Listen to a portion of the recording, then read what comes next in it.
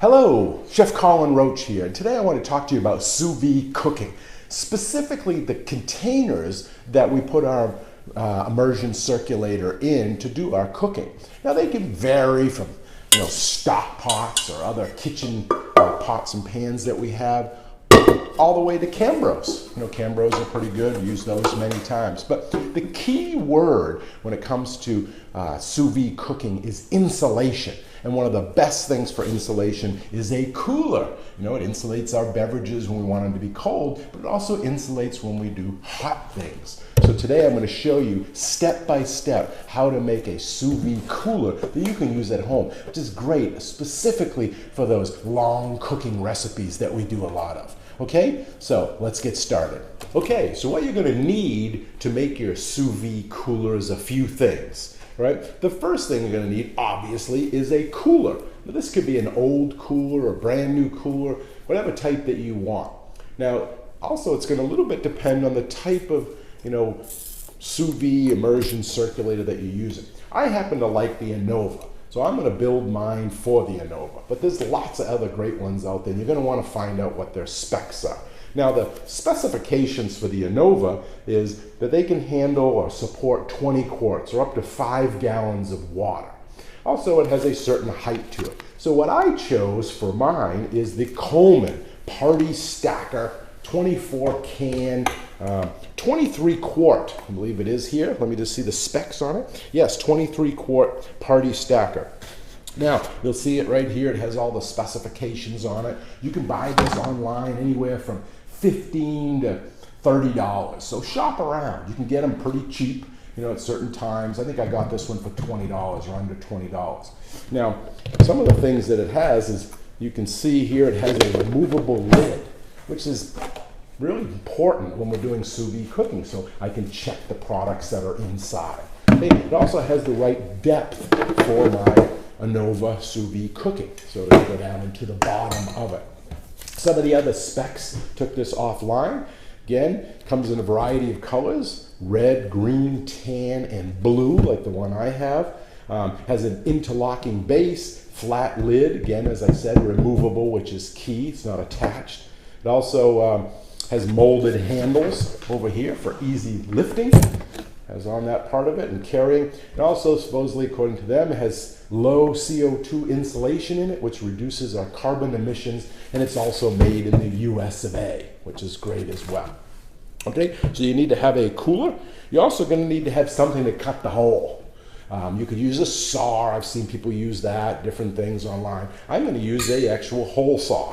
So I have a hole saw here, and this diameter is 2.5 inches, which works for my Innova immersion circulator. So it fits that hole. It should fit it nice and snug. Now, since this hole is going to be, the exact size of the shaft, I am not going to need the bracket like you would to put on the side. The lid itself is going to hold that, and you'll see that in just a minute.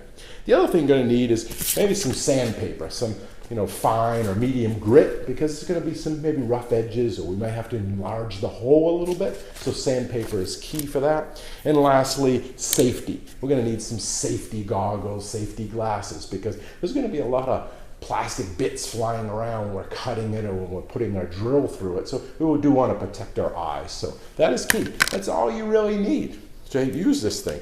Okay, so let's do the build. Okay, the first step to making our sous vide cooler is to find out where we're going to put the hole. Now, it's really arbitrary where you put it regarding, the immersion circulator. The Innova is fine. I don't recommend you put it in the center, though, because that's going to get it in the way of your products, particularly if you use a rack while you're cooking. So I would put it either in the corner or somewhere along the edge here. I'm going to choose the edge. That's where I'm going to put it. I think it's going to be fine right there. So once you've figured out where you want to put your hole, now you just have to draw the hole. And I use the clamp for that, the clamp from my Innova. And I'm going to use that to draw the circle that I'm going to cut out. And here's a great tip. Don't do it from the top side. Turn it over and do it from the bottom side. One, it's going to be easier because you get by the lip here, and two, it'll keep this front side looking really nice if we mess up. Because when the drill goes through here, it'll make it all ragged and jagged. But if we cut it this way, it's going to be smooth, and the jagged part will be here in the back. that we're going to use the sandpaper to smooth out. Okay, so let's draw our circle. Since I want it right here, I'm going to use this to draw my circle inside of it. I'll use a pencil. Okay, so you can see now I've drawn my hole here, and now I'm just going to use my hole saw and cut through that. Okay, our hole is drawn. Let's put on our safety goggles. Got my hole saw. I'm going to put it right onto that thing and cut our hole. Alrighty?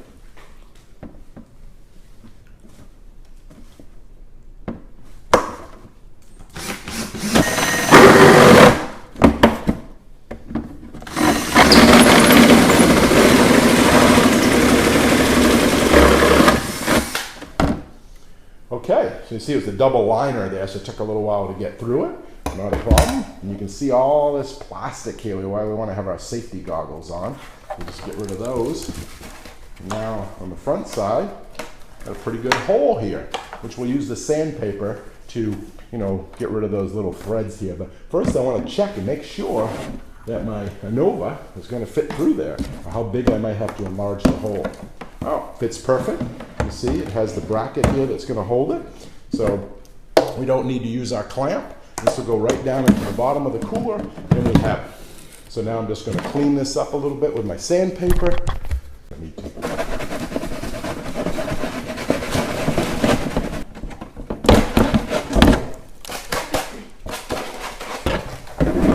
Okay, so now I've cut my hole into my Coleman 24 can, 23 quart cooler that I picked up online. You can see the hole is right there that fits my immersion circulator, which happens to be a Nova. You would, cut it out for whatever the one you happen to be using.